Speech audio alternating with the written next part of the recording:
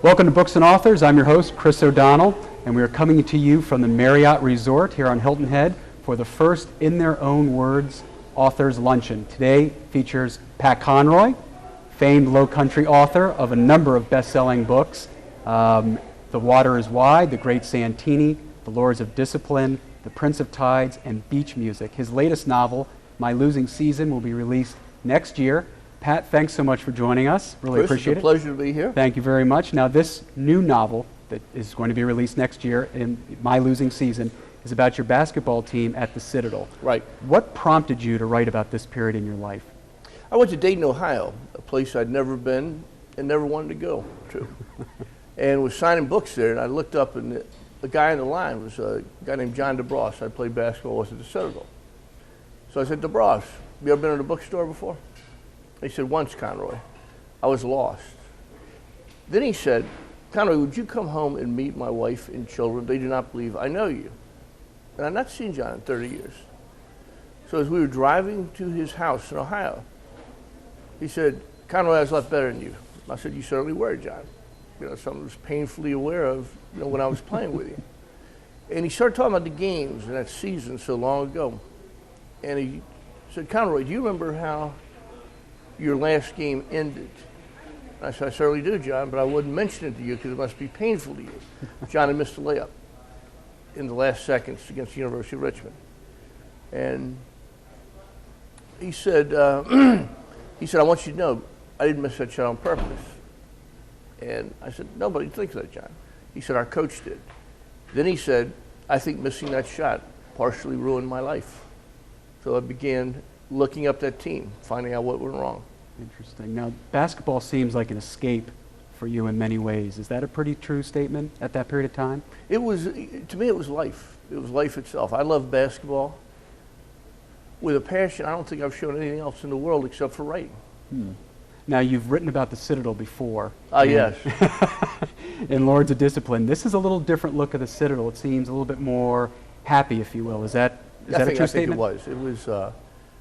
It was, you know, written from the, you know, vantage point of being middle-aged, looking back, appreciating the Citadel education I received there, you know, appreciating the friends I made there, and especially appreciating this team that, you know, I struggled with and fought for in that last year of my Citadel career. Mm-hmm. Now, there's an amazing amount of recall in this book. How much of that is fiction? Well, you know, none of the book is fiction. This is not a novel. This is a nonfiction book. And what I did is, there were games that I played that year I don't remember being there, but my teammates did. And so some of my teammates, one did not remember one thing from that year. Others remembered everything. And so I put the collective memory of the team together and tried to get as many details as I could out of that. Now, how difficult was it to use actual characters, actual names in this book? Well, they get sick to their stomachs, you know, thinking of it. One of the guys said, my God, look what he did to his father. And the other one said, his father, look what he did to our college. So these guys have been terrified, and their wives have been terrified about, you know, what I was going to do to them in this book. But I told them, don't worry about it, guys. I love you guys. Now, you bring up your father. Your father's been a pretty integral part of most of your books. How much of an influence was he on this book? He was a great influence. Dad was dying in my house on Fripp Island when I was writing this book. And I would take care of him during the day, and my sister would take care of him at night. And you know, I'd come out after writing these scenes about Dad. And Dad was, I write the truth about Dad. You know, I don't make things up about Dad or invent things. And he was as tough a father as I ever lived. Now, when you read many of your novels, when one reads your novels, it seems as though you can somewhat rewrite your life with a little bit of fiction added to it. Is that a correct statement? Yeah, I think it, but my wife is a novelist, Cassandra King, who has a book, The Sunday Wife, is out now. And she will hear me tell a story. She said, I read that in The Prince of Tides. Or she'll hear another story that came out. She said, you wrote that in Beach Music. And she said, have you ever thought about writing fiction? So there's a lot, you know, that I do, you know, take from life and throw into these novels. Now, some of the things that you write about in life, including your latest novel as far as being on a losing team, people try to hide, yet you really open yourself up. Why do you do that? Well, it seems to be closer to the truth than not. Mm-hmm. I think you learn more by telling the truth than by lying to yourself. Yeah. If I said I had a happy childhood, I would be lying to you, Chris. If I said that I enjoyed every aspect of the Citadel. I did not enjoy the plebe system. And it seems better to me, and certainly better for a novelist or a writer, to open themselves up than to close themselves down. Mm-hmm. Now, with this latest work, was this more emotional, or say about emotional, as emotional as some of your past works that you've written? You know, I enjoyed this so much because I got to reunite with these guys that I like very much. Got to meet their wives, meet their children. Their children were all grown when I walked into the house. And I had no idea they had these fresh-faced, delicious children that they'd all had. And so I liked that part of it. And I liked the part of going back to a year that I look back on as one of the happiest of my life. Now, as far as this novel is concerned, beach music was somewhat cathartic for you in many, many ways. I think so. Is this very similar? You know, this was, I don't know if this was cathartic. This was fun, you know, for me. Mm-hmm. You know, going back in this, some of the guys on this team considered this the most miserable year of their life. But it was a year when I found my team crumbling and falling apart around me. That was natural for me. I've been in a family like that my whole life. Dysfunction is where I simply abided and, you know, longed for and lived for. So when my team fell apart, I found myself as a basketball player. Now, with this book, you also write about a losing season. As you say in your prologue, it's easier for Americans to talk about a winning team, a winning season. That's really what's remembered. Yet this is a losing season, which is a little bit strange in our society. Explain or talk to us a little bit about that. Oh, you know, I think you learn more from losing than winning. See, winning, you jump up and down, it's great, you know, and the cameras are all there.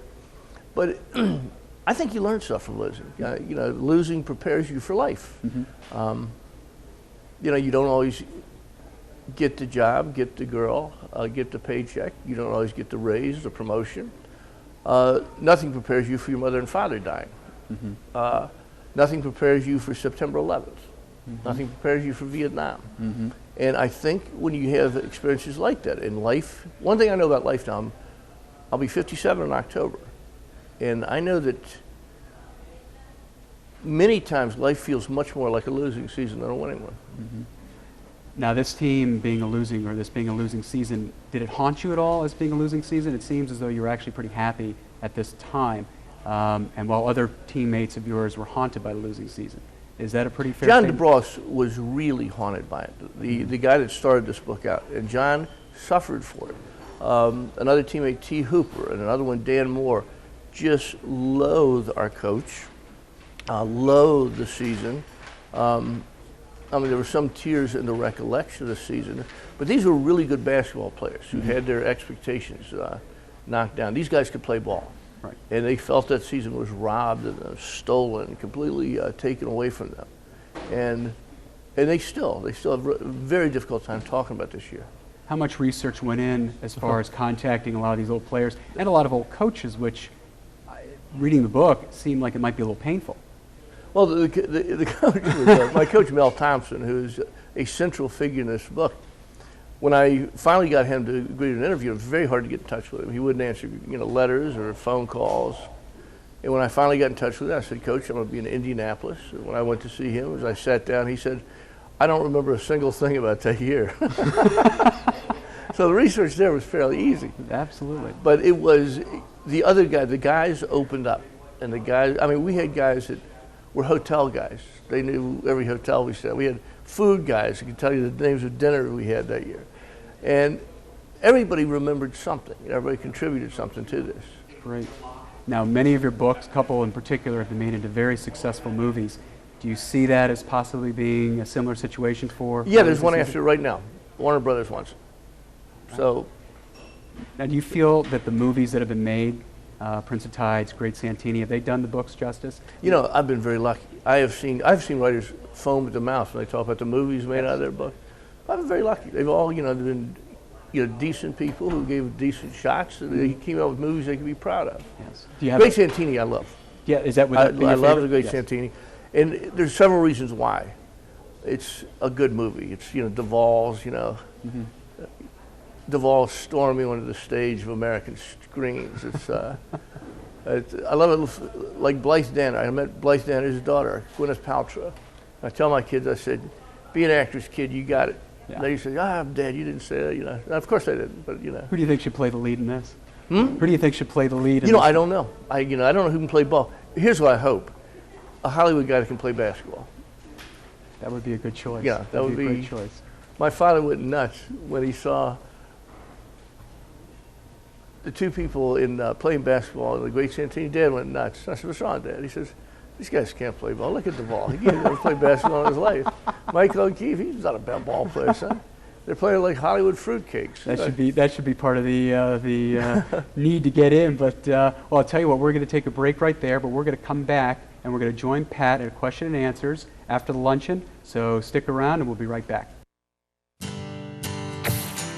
Homes, lots, villas, and timeshares. You will find them all on the Island Real Estate Tour. Hilton Head Island's only television show dedicated to bringing you the island's finest properties and top real estate agents. Tune in to Channel 3, 9 a.m., noon, and 11 p.m. That's more than 20 times each week. Whether you are buying or selling property anywhere in the Lowcountry, you will see it all on the Island Real Estate Tour. Where else can you find the finest food, clothing, entertainment, and fun this close to Hilton Head's finest beach? Caligny Plaza by the Sea is the fun place to be. Shopping for those special gifts for those important people in your life? Caligny Plaza by the Sea has something for everyone. From gifts and gadgets to gourmet goodies, pursue the many fine specialty stores and kiosks at Caligny Plaza. Caligny Plaza by the Sea boasts many services for the long-time resident and visitor alike. From barbershops to photo booths, groceries and liquor, to beach gear and bike rentals, Caligny Plaza has everything you need to make your day easy and fun. For the little ones, Caligny Plaza by the Sea has so much to see. Try face painting or hair braiding, or sing along with the band. Enjoy shops and stops especially for you. You'll see there's so much to do. Come find out why locals and vacationers alike say that Caligny Plaza by the Sea is the fun place to be.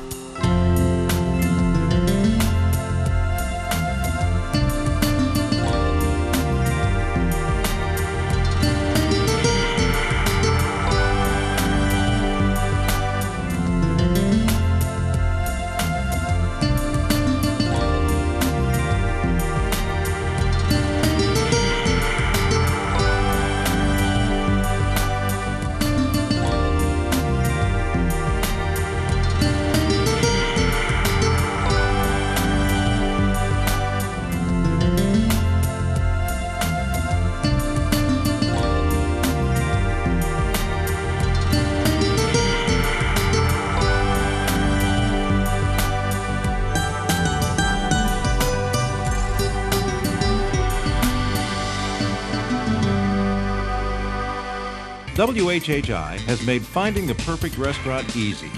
Rather than navigating 278, surfing the traffic circles, or asking the closest stranger where he likes to eat, you can sit back and relax and watch Channel 3 at 6 o'clock each and every night to Discover Hilton Head. Discover Hilton Head is a program dedicated to showing our locals and visitors some of the best places to dine in the Lowcountry. Try some of the very best restaurants around and truly discover Hilton Head.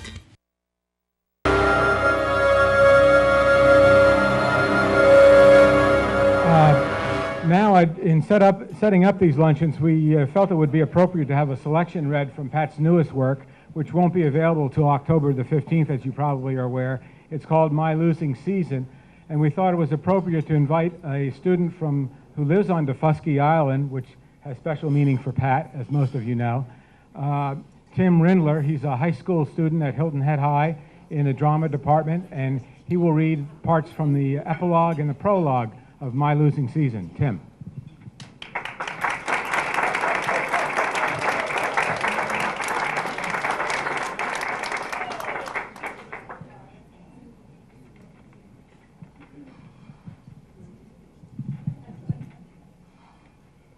I was born to be a point guard, but not a very good one. There was a time in my life when I walked through the world known to myself and others as an athlete. It was part of my own definition of who I was, and certainly the part I most respected. When I was a young man, I was well-built and agile and ready for the rough and tumble of games, and athletics provided the single outlet for a repressed and preternaturally shy boy to express himself in public. Games allowed me to introduce myself to people who had never heard me speak out loud, and to earn their praise without uttering a single word. I lost myself in the beauty of sport, and made my family proud while passing through the silent eye of the storm that was my childhood.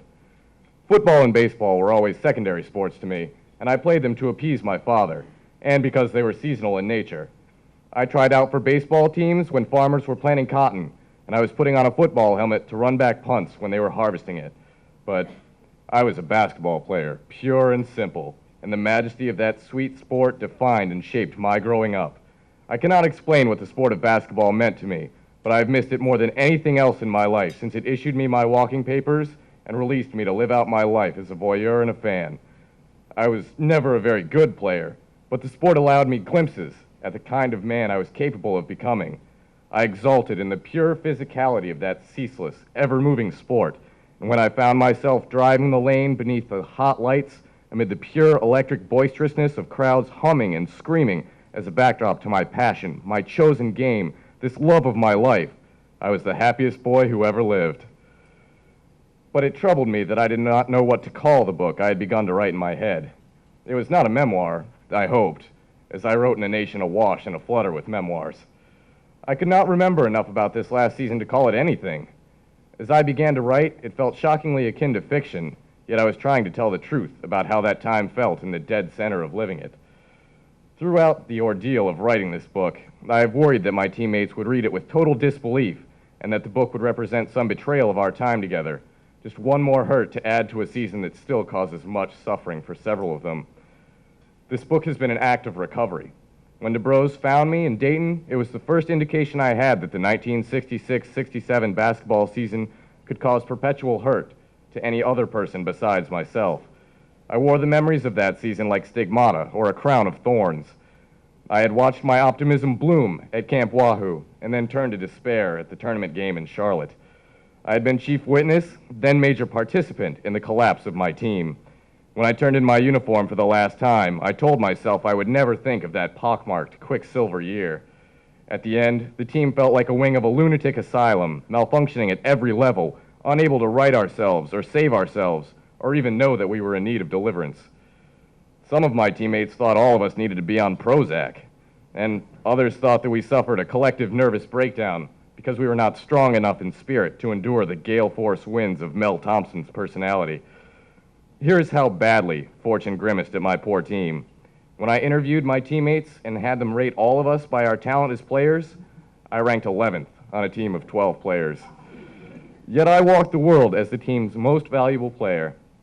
That is how skewed and heartsick that year was for us. In every home I entered as I reconstituted my team, I found instead of memory, scar tissue and nerve damage. Great teams look back at their college days through banners of streaming light. Bad teams glance over their shoulders with great reluctance at streets that will always be paved with their own hangdog shame. There is no downside to winning. It feels forever fabulous. But there is no teacher more discriminating or transforming than loss. The great secret of athletics is that you can learn more from losing than from winning. No coach can afford to preach such a doctrine, but our losing season served as both model and template of how a life can go wrong and fall apart, even in the most inconceivable places. Losing prepares you for heartbreak, setback, and tragedy that you will encounter in the world more than winning ever can. By licking your wounds, you learn how to avoid getting wounded the next time. The American military learned more by its defeat in South Vietnam than it did in all the victories ever won under the Stars and Stripes. Loss invites reflection and reformulating and a change of strategies. Loss hurts and bleeds and aches. Loss is always ready to call out your name in the night. Loss follows you home and taunts you at the breakfast table, follows you to work in the morning. You have to make accommodations and broker deals to soften the rabbit punches that loss brings to your daily life. You have to take the word loser and add it to your resume and walk around with it on your name tags. It hand feeds you your own shit in dosages too large for even great beasts to swallow. The word loser follows you, bird dogs you, sniffs you out of whatever fields you hide in because you have to face things clearly and you cannot turn away from what is true. My team won 8 games and lost 17. Losers by any measure. But then we went out and led our lives, and our losing season inspired every one of us to strive for complete and successful lives. All 12 of us graduated from college, and many of us with honors. Thank you. Dick and Lois Saunders founded RE/MAX Island Realty with one goal in mind: to provide the very best, most convenient service possible to you, the client. Today, as Hilton Head area's only one-stop real estate company, the realtors at RE/MAX Island Realty offer on-site support services: mortgage financing through Columbia National Mortgage Company, full legal services through Peter Wolf and Associates, and insurance coverage through PC&L Insurance Company. Buying property on Hilton Head Island has never been easier. WHHI has made finding the perfect restaurant easy. Rather than navigating 278, surfing the traffic circles, or asking the closest stranger where he likes to eat, you can sit back and relax and watch Channel 3 at 6 o'clock each and every night to Discover Hilton Head. Discover Hilton Head is a program dedicated to showing our locals and visitors some of the best places to dine in the Lowcountry. Try some of the very best restaurants around and truly discover Hilton Head.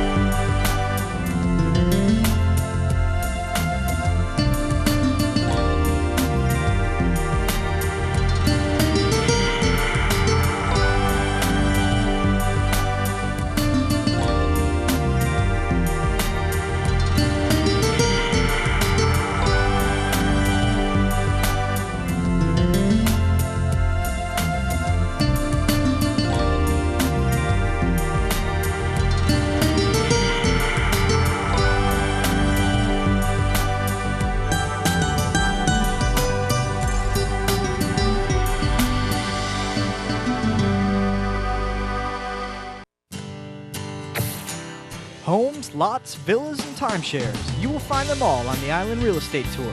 Hilton Head Island's only television show dedicated to bringing you the island's finest properties and top real estate agents.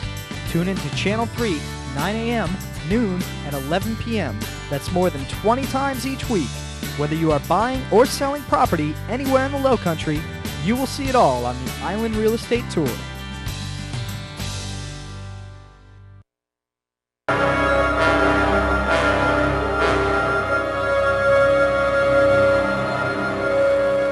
Now let's turn to the man of the hour. For a group like this who knows and loves Pat Conroy, introducing this celebrated author to you is like a minister preaching to a choir. But we'll hit some highlights. Pat was born on October 26, 1945. I guess that means you got a birthday in about a month, huh? We won't ask how, do the math. In Atlanta, Georgia, he was the first of 7 children to a Southern beauty from Alabama, who the author credits for his love of language. And his father was a career military officer from Chicago, whose job required his family to move many times to different Southern military bases. He changed school 11 times in 12 years, and eventually landed at the Citadel in Charleston, where he was captain and most valuable player of the varsity basketball team.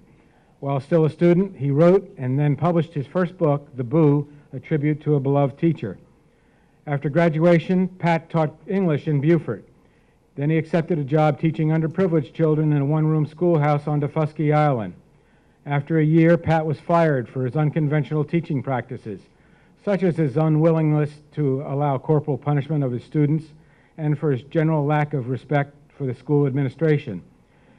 He detailed that time in his life with the publication of The Water is Wide in 1972. The book won him a humanitarian award from the National Education Association and was made into a feature film, Conrack, which starred John Voight. He followed that with 4 successful novels: The Great Santini, The Lords of Discipline, The Prince of Tides, and Beach Music. My Losing Season is Pat's 7th book and his first nonfiction work since The Water is Wide. It's about Pat's senior year playing basketball for the Citadel, but it's really about so much more. About boys and men, about fathers and sons, love and loss, and about the writing life. When the book debuts on October the 15th, Pat will be embarking on a major national tour, something like 30 cities over a short span of time. I don't envy you. But we have him now. So without further delay, here's Pat Conroy.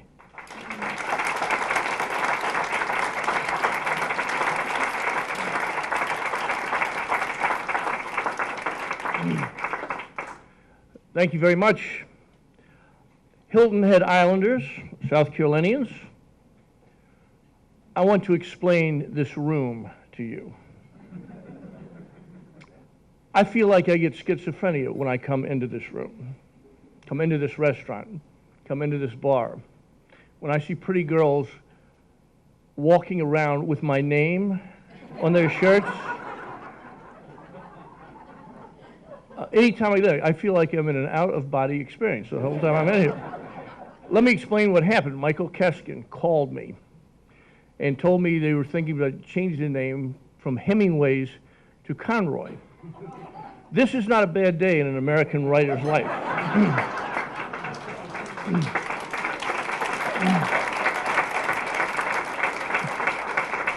But it is also this, and I'd like you all to know this.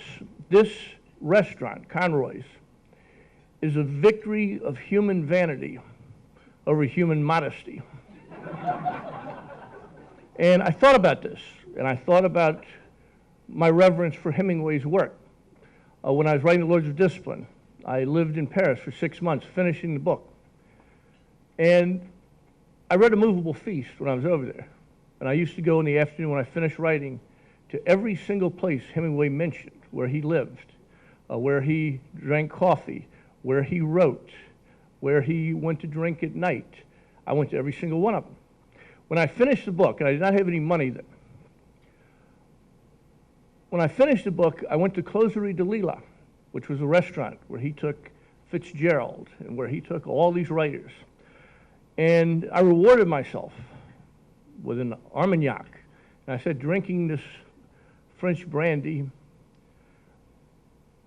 when somebody came up and sat beside me, it was a reporter from the International Herald Tribune, and with him was Ernest Hemingway's oldest son. And I got to listen to the interview of the guy who was a baby Bumby in the book A Movable Feast. And I got to listen to the entire interview. And I thought I would introduce myself to Mr. Hemingway, but I lacked the courage. But when Mr. Keskin called me to tell me they were changing the name from Hemingway's to Conroy, I thought I need to learn to enjoy success a little more than I have. I need to learn to enjoy this.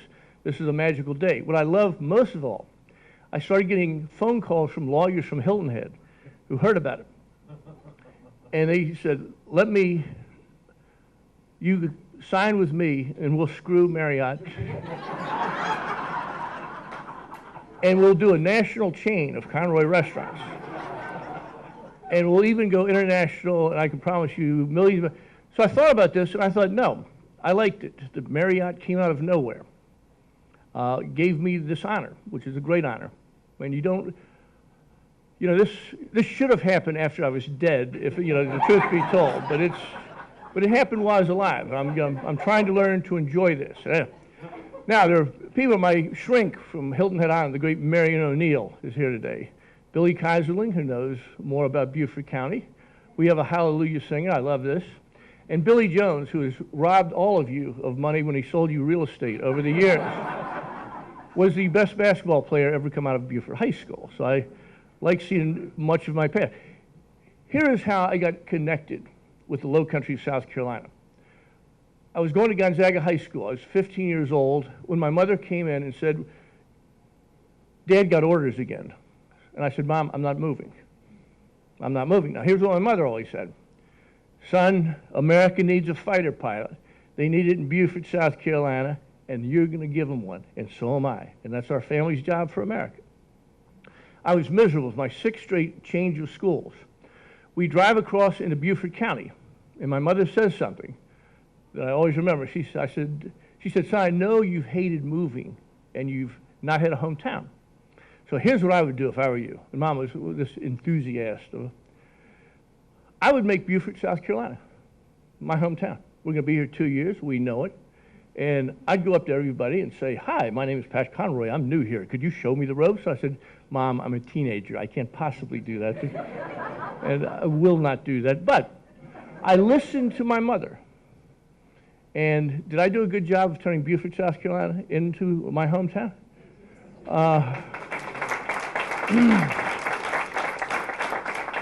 Two guidebooks came out in the 90s, and in both guidebooks I was listed as a native. And one group of Beaufortonians remember me going around the neighborhood in my big wheels when I was little. So it was imagination, everything. Now, let me tell you a little bit about my mother. I was thinking about Mom coming over here.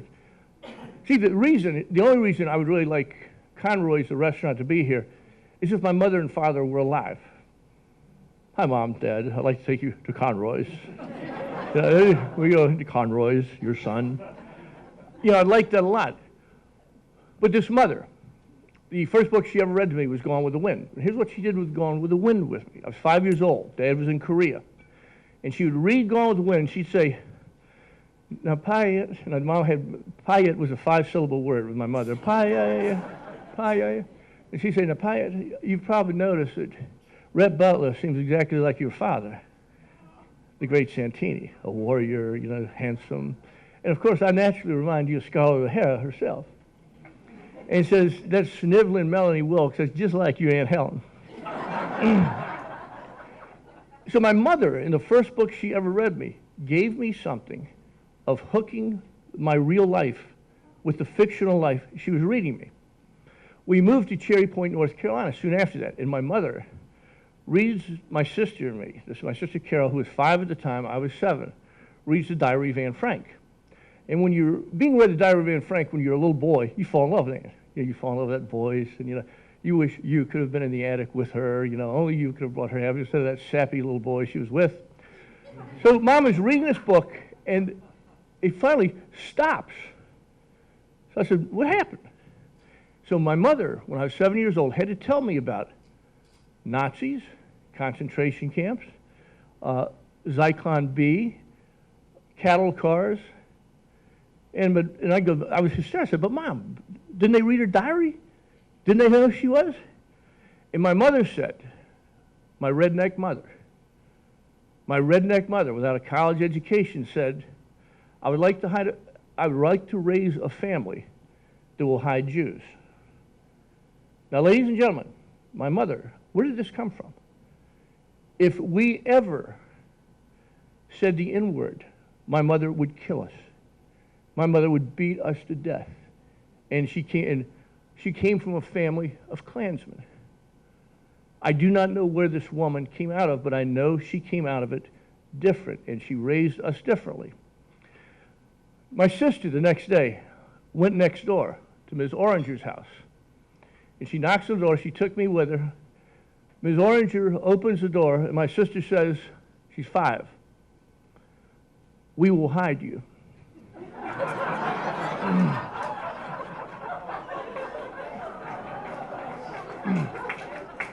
And Ms. Oranger says, what?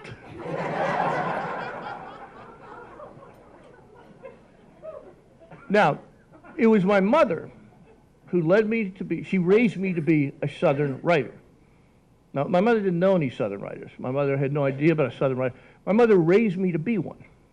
And she raised me to be one, and she says, do not turn your back on the Southern part of your family.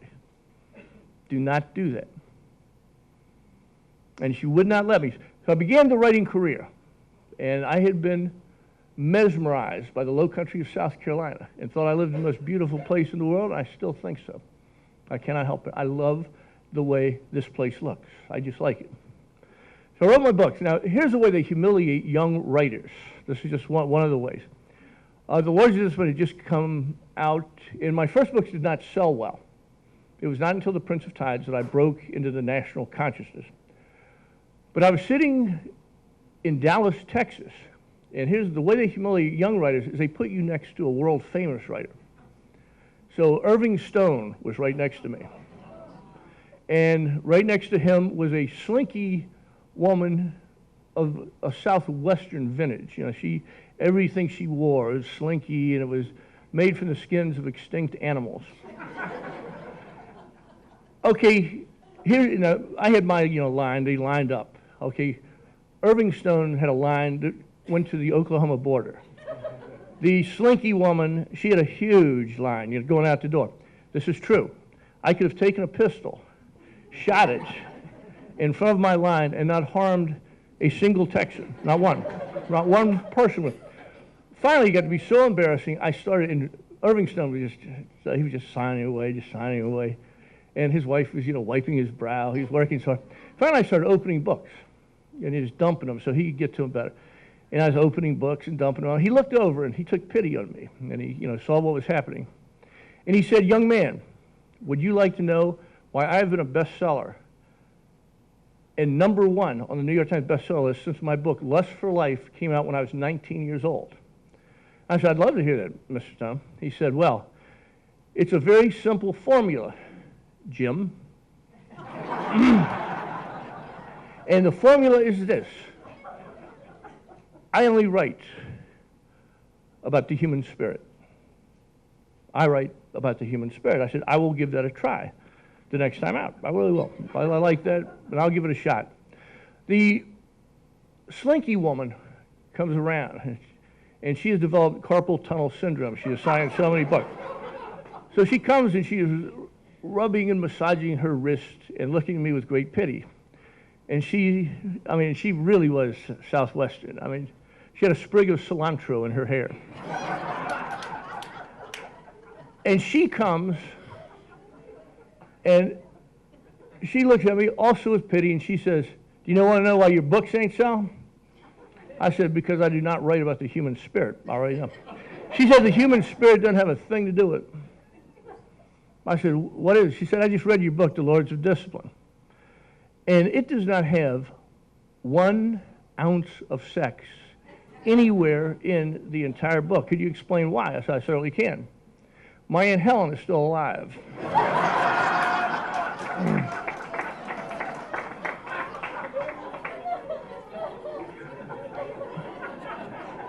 She said, "I am the 5th best-selling writer in the world. My name is," what was her name? Janet, who is this? You help me out. She writes sexy books. Anyway, she was. Janet, who? Somebody like that. Janet. Anyway, good-looking Janet from Arizona. She's the 5th best-selling writer in the world. And she said, "Do you know why?" I said, No. She said, "My characters start having sex on page 3. And they have sex in a new, unique, and acrobatic posture for the next 600 pages, every 3rd page." I said, "I can't write a book like that. It's impossible." She said, "Why not?" I said, "Because I'm Southern. I only know 2 or 3 ways."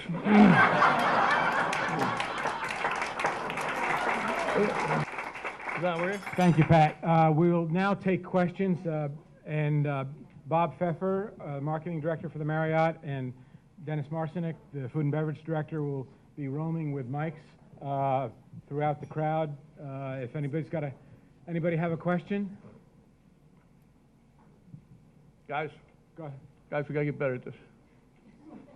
Down there, Bob. Is yours not working? Yeah, now mine works. Yes, ma'am. I'm getting my master's at the Citadel right now in English, and currently I'm taking a class called Principles of Literary Research. And one of the fascinating things that I'm learning is how scholars can become almost pariahs toward authors wanting to get anything that they've written, including like checks, manuscripts. Do you keep all of your self-editorial revisions and all of your manuscripts, and hopefully one day we'll donate those to the Daniel Library? There's a thing you can do. You can donate them, or they can pay you huge amounts of money. I prefer the second route if I can possibly do it. But I do collect my and I still handwrite my books, and so I know, and the manuscripts are very very valuable, and very so I do that. How's the Civil English department these days? It's fabulous, although I don't like you have to take classes at the College of Charleston, and there seems to be a little bit of rivalry there. I'd rather stay at the Citadel for all the classes. Obviously a great, great woman. This is it. Okay. Somebody else. Other questions? Over here. Pat, I have a question for you concerning books that become films. First, do you have any control over the casting? None. None at all? Not at all. Let's talk about Prince of Tides with None. Lowcountry. Not at all. Also, what about script control? None. None at all. I mean, none. Here's what the movie is like. It's, I mean, it's been part of my life. It's been magical. I had no idea. I wanted to write books. I had no idea movies would be made out of them. So, but you also meet some of the greatest jerks that have ever come into your life. So you have to balance this. So after one of the last experiences, I decided I wasn't going to deal with the movies anymore. And I said, nah, I don't want to deal with you people. I don't like you. And what they kept doing is kept raising the ante. They kept raising the amount of money they would give me. No, get out of here. I don't want to do it. I don't want to mess with you people. They kept raising the ante. And they finally reached Conroy's breaking point. And that's what always happens. But they allow the author, no, they could care less what I think. They just don't care. Other question now, we're just human time. We got. Real quick, if you could do anything else other than what you're doing right now, what would you do? I did not hear that. I'm sorry. I'm sorry. If you could do anything other than what you're doing right now, what would you be doing? I would be a teacher.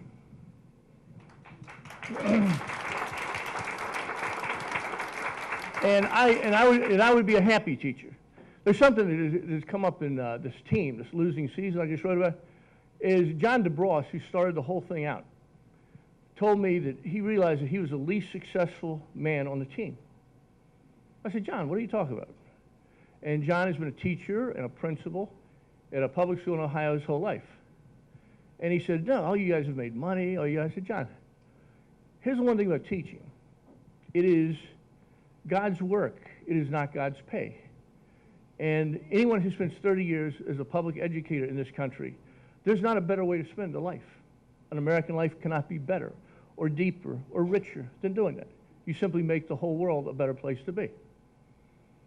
And yes, ma'am. Are there other books that you're thinking about writing? Other books I'm thinking about writing, yes. I started taking notes on a new novel. My mother was a mountain girl. I hadn't written much about the mountains. I might have a son be raised up in the mountains and brought to Charleston. And I've been having more fun with this book.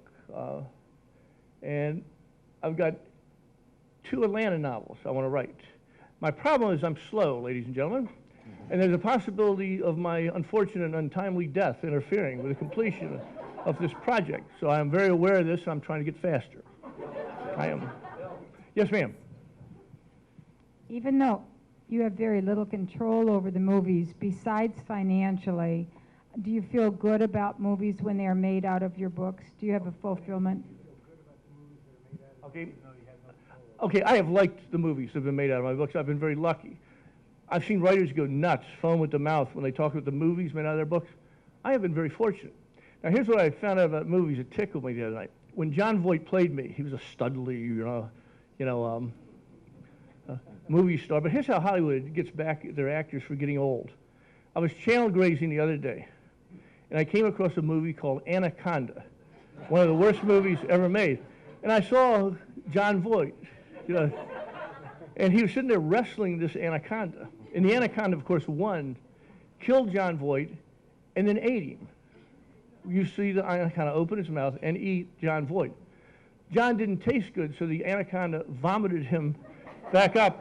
And I see John Voight lying there covered with anaconda vomit slime. Hollywood's very tough when it's older actors. Any other questions? Yes. Of all the books you've written, and I'm sure you get asked this question a lot, but I'm such a fan, I've read everything twice. Is there That's not enough. You are not a fan. Oh, I am. Is there one in particular that's your favorite? Is it The Great Santini, or one that's just means the most to you or closest to your heart? The movie? Or the book? The book? I always think the It's book is better than the movie. It's always the last one I've written, because I still remember the pain of writing that book. And right now, my losing season, I'm so happy to be finished with that. I will never write the word basketball again as long as I live. It will never enter me. For the movies, The Great Santini is the movie that gets to me the most. And I think one of the reasons, it's the only place I can go to see my mother alive. She's in that movie, sitting behind Blythe Danner at a basketball game. It's also the only place I can see my brother Tom alive. He plays on the basketball team. He's the kid wearing glasses. So the movie has had a great effect. Also, my father used to tickle me when he'd say, "I made Duvall's career, son." He was a B actor before he finally got a role with some meat on it. And he was nothing before he played The Great Santini. So I like that. Other questions? I want to thank you for the kind words you've said. Really touched my heart about those of us who are out there working with young people. I'm with the University of South Carolina, Beaufort, on Hilton Head, Teach American Lit. One of the things I wanted to share with the audience that you probably don't know about Pat Conroy is that he not only talks the talk, but this is a man who walks the walk. Several years ago, one of my students in American Lit wanted to do a research presentation on the work of Pat Conroy. Took a chance, called Pat Conroy, and Pat Conroy, so generous, spoke to him on the phone, telephone interview, for more than 45 minutes. When that student shared that presentation with my class at USC Beaufort on Hilton Head, it was riveting. Thank you for giving your time so generously. We're very grateful and glad to have you amongst us. Bless you. Thank you so much. I got a call recently from a high school kid that had gone to school with his father at the Citadel. And after she researched, we talked for a couple hours. And after we did this research, she said, "Mr. Conroy, my father hates you. And so does all his friends. Does that bother you?" And I said, "No, it doesn't." She said, "Why not?" I said, "Because my daughter ain't writing a dissertation about him." Pat, you've done 7 books now. Any sequels in the midst? Because I know that you've cut out 500 or 600 pages on some books, editing-wise. No, there will be no sequels. I don't believe in sequels. Hollywood does, but I do not, and I don't think so. Other questions? Yes, ma'am. Could you tell us about the process of getting your first book published, and how would you compare that to what first-time authors have to go through today? My first being published, okay, I wrote The Boo, the worst book ever written by an American. And I was sitting with the Boo, who is the commandant in charge of discipline at the Citadel. I had finished it. He thought because I wanted to be a writer and majored in English at the Citadel was an open admission that I was gay. I finished handwriting this whole thing out. And he was puffing his cigar on his bed, and he said, "Bubba, you're an English major. How do you get a book published?"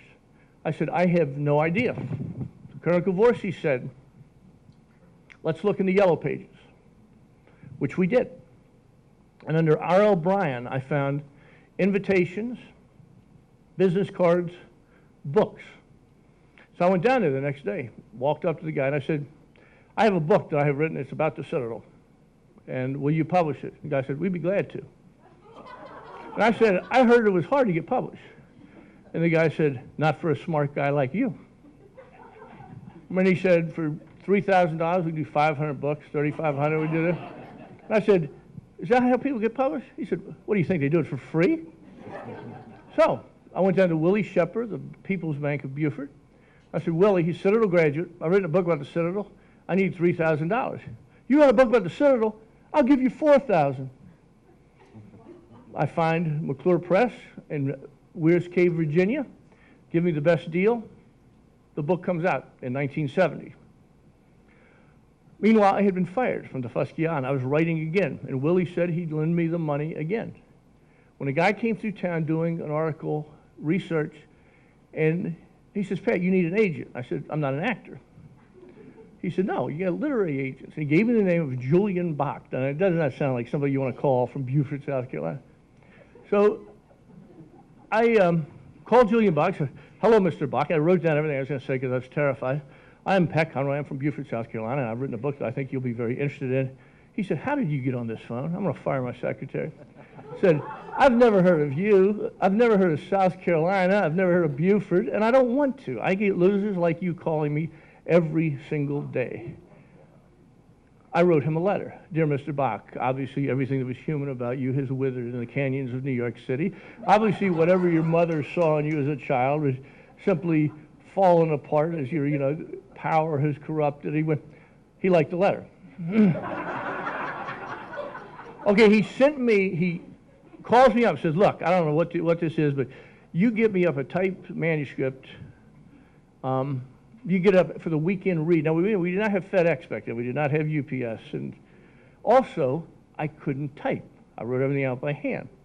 So my wife, Barbara, calls up every friend that was still speaking to us in Beaufort who could type, to type one chapter.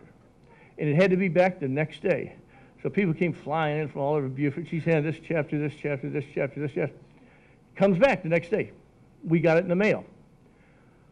Because I don't type, I did not know about onion skim paper, long yellow sheets, blue sheets of paper, yellow line sheets of paper, Harriet Kaiserling's personal stationery.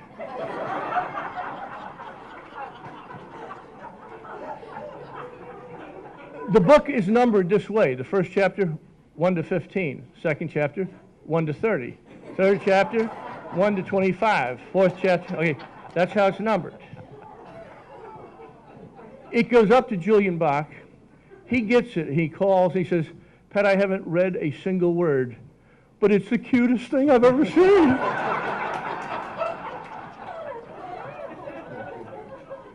2 months later, Julian calls and he says, Pat, Houghton Mifflin, the publishers of Henry James, Emily Dickinson, Edith Wharton, Emerson, and Thoreau, they are going to do your book.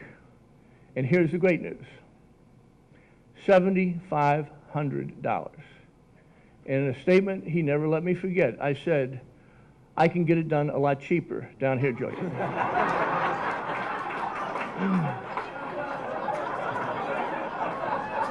And I gave the retirement speech when Julian Bach retired. And I will give his eulogy when he dies. So the Julian Bach connection worked very well. That's that story.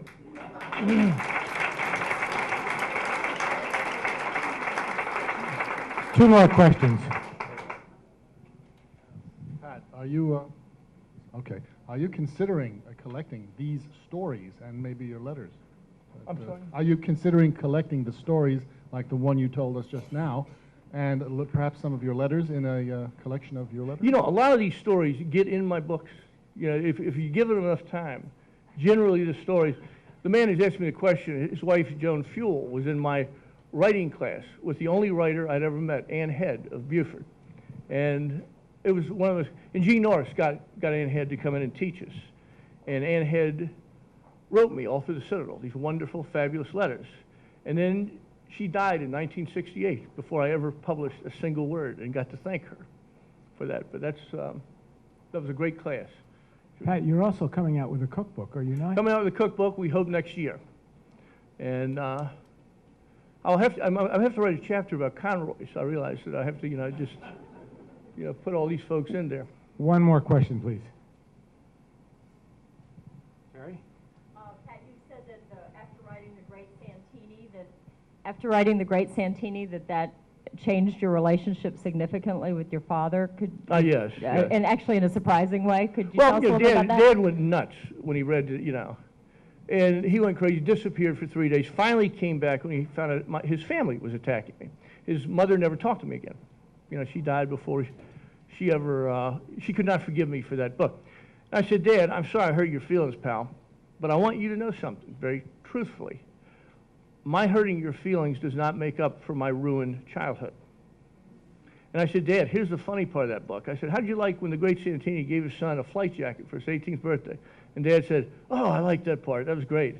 And how did you like him sending roses to his daughters for her first prom? Hey, that was great. More of that. She took his son for a drink at the club for his 18th birthday. Yeah, I really liked that. That showed the best part of that guy. I said, Dad, I made all that up.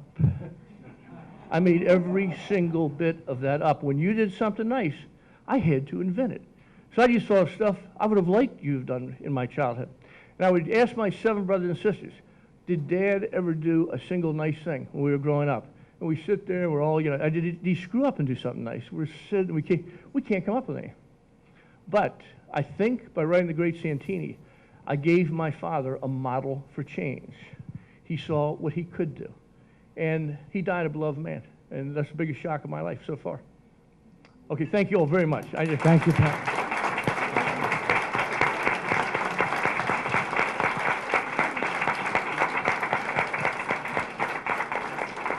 Well, that does it for us here at the Marriott Resort. Very special books and authors featuring Pat Conroy and at the Southern Authors Luncheon.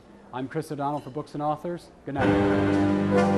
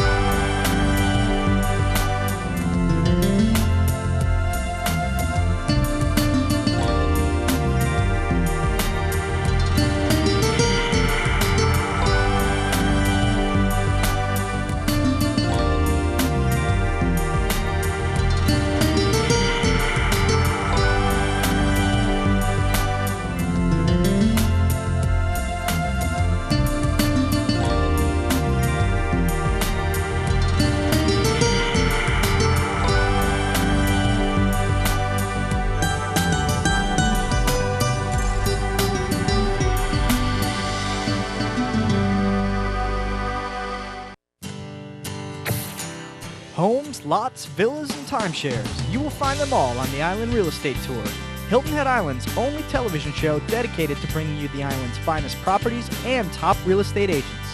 Tune in to Channel 3, 9 a.m., noon, and 11 p.m. That's more than 20 times each week. Whether you are buying or selling property anywhere in the Lowcountry, you will see it all on the Island Real Estate Tour. WHHI has made finding the perfect restaurant easy. Rather than navigating 278, surfing the traffic circles, or asking the closest stranger where he likes to eat, you can sit back and relax and watch Channel 3 at 6 o'clock each and every night to Discover Hilton Head. Discover Hilton Head is a program dedicated to showing our locals and visitors some of the best places to dine in the Lowcountry. Try some of the very best restaurants around and truly discover Hilton Head. Where else can you find the finest food, clothing, entertainment, and fun this close to Hilton Head's finest beach? Caligny Plaza by the Sea is the fun place to be. Shopping for those special gifts for those important people in your life? Caligny Plaza by the Sea has something for everyone. From gifts and gadgets to gourmet goodies, pursue the many fine specialty stores and kiosks at Caligny Plaza. Caligny Plaza by the Sea boasts many services for the long-time resident and visitor alike.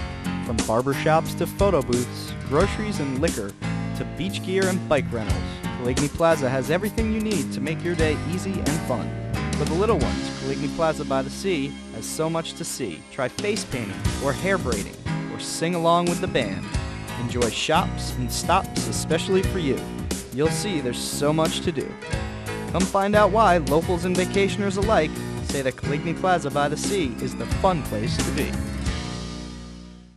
Island West Golf Club, located just 10 minutes from the bridge on Highway 278, is one of the premier public courses in the Hilton Head area.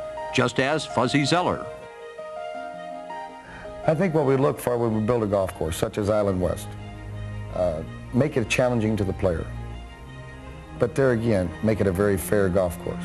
You'll find a well-stocked pro shop, restaurant, and private and group lessons offered by PGA pros, all designed to make your day at Island West like a day at the country club.